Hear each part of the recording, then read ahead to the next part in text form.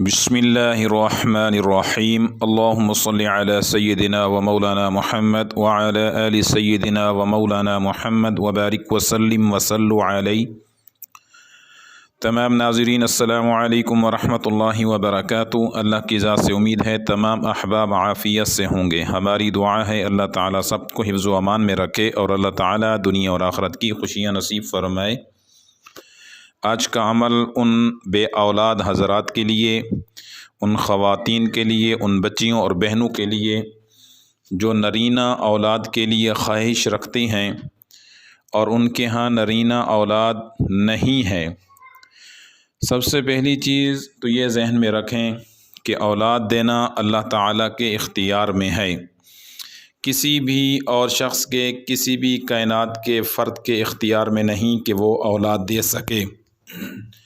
اور اس کے اوپر اللہ تعالیٰ نے قرآن میں واضح فیصلہ فرما دیا ہے، یخلق ما یشاء یہب لمن یشاء اناثا ویہب لمن یشاء الذکور، کہ وہ جو چاہے پیدا کرتا ہے، چاہے تو بیٹیاں عطا کرے اور چاہے تو سارے بیٹے عطا فرما دے۔ او یزوجہم ذکرانا و اناثا، تو چاہے تو وہ دونوں ہی عطا کرے، بیٹا بھی دے اور بیٹیاں بھی دے، اگر وہ چاہے تو کچھ بھی نہ دے۔ وَيَجْعَلُ مَن يَشَاءُ عَقِيمًا، وہ بانجھ بنا دے، یہ اللہ تعالیٰ کی اختیار میں ہے۔ تو جو جس کے اختیار میں دینا ہے تو اسی سے ہی مانگنا ہے اور وہ دے سکتا ہے، اس سے پوچھنے والا کوئی نہیں۔ آپ انبیاء علیہم السلام کو دیکھیے کہ اولاد جب نہیں ہوئی تو انبیاء علیہم السلام نے بھی اللہ تعالیٰ کے سامنے ہاتھ اٹھائے۔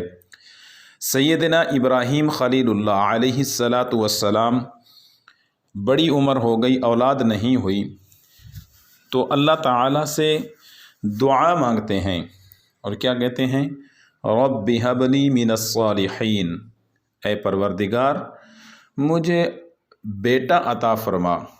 رب ہب لی من الصالحین، اور بیٹا وہ کہ جو نیکوکاروں میں سے ہو۔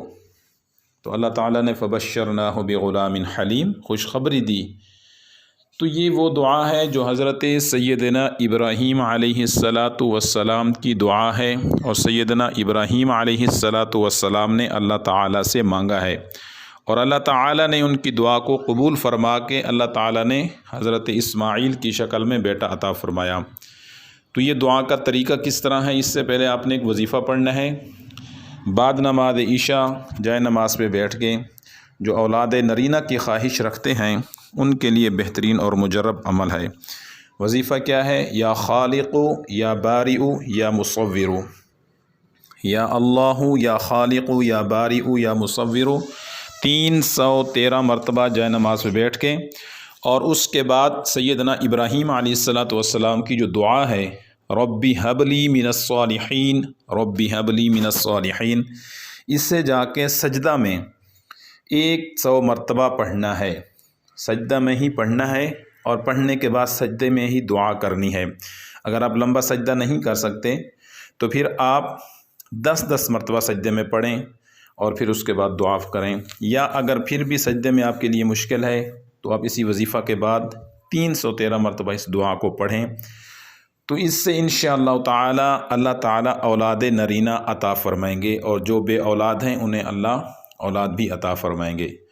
تو اس عمل کو کریں، انشاءاللہ اللہ تعالیٰ سب کی جھولیوں کو بھر دیں گے اور اللہ تعالیٰ اولاد نرینہ عطا فرمائیں گے۔ والسلام علیکم ورحمۃ اللہ۔